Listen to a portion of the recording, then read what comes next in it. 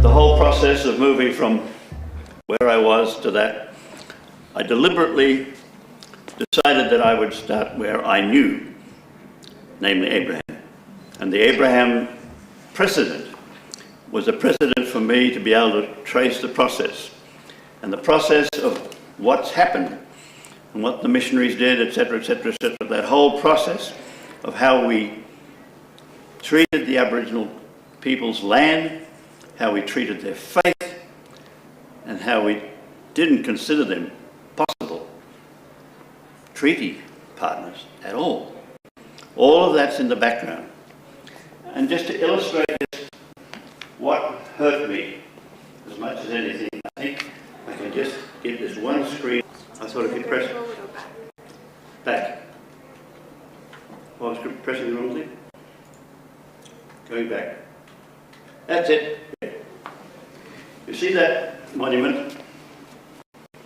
That monument is in the middle of the Barossa Valley, where my ancestors first came in the 1850s, 1450s, 60s. They came there, and if you look at that monument, the ancestors had a promised land syndrome. They believed that they had a divine right to take this land. It was terra nullius, etc., etc.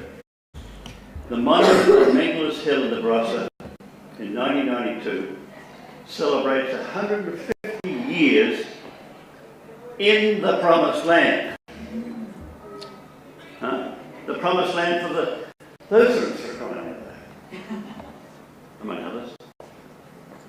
Text, the Lord has given us this land. Joshua 2 verse 10. Anybody know what's wrong with that?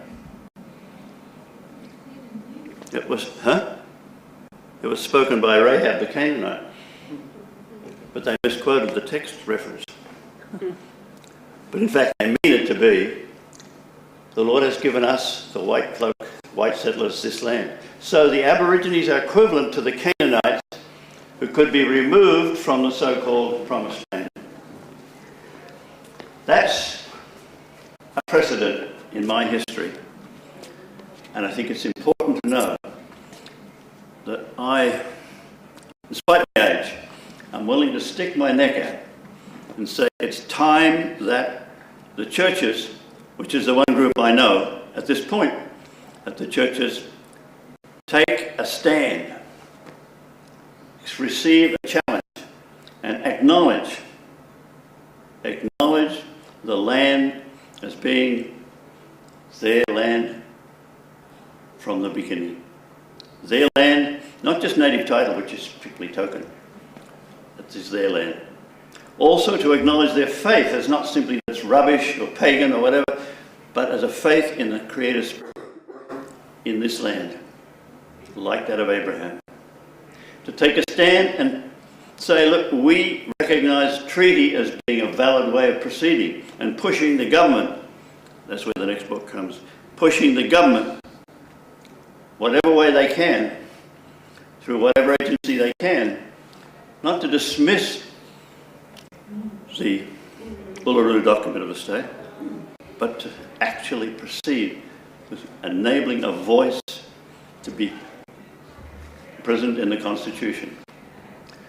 And so I began where I can, that is, with my theological and biblical heritage, to present the case.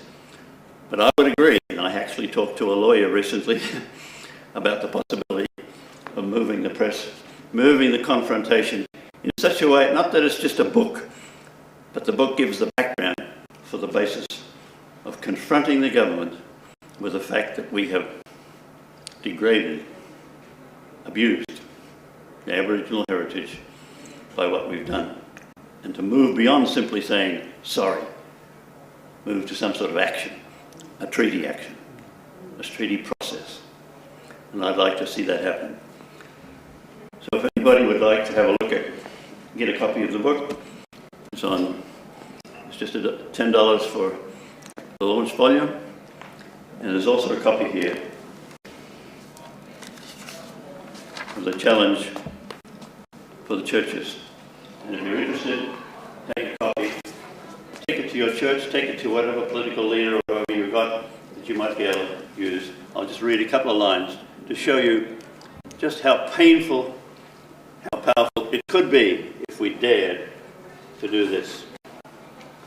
For the acute consciousness of our settlement history, after following the trail of Abraham, we invite the churches, this is just for the churches at the moment, to take the lead and acknowledge, in relation to land, that we have often discounted the capacity of Aboriginal people to be true custodians, unlike Abraham, who recognised Canaan as the coast country and settled in Canaan as a worshipping community member.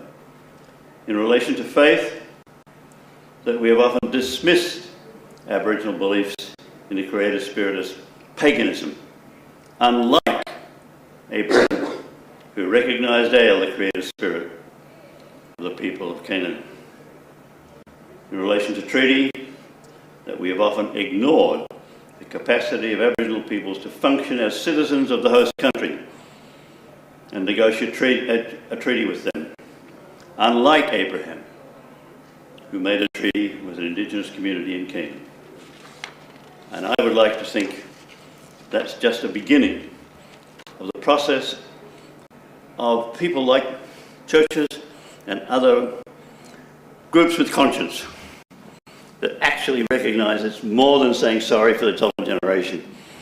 It means acknowledgement of custodianship, acknowledgement of role, the whole process, acknowledgement of their faith, their belief as part of the rich part of the culture of Australia. I would like to see that happen, and I thank Matthew for promoting my book. Thank you very much.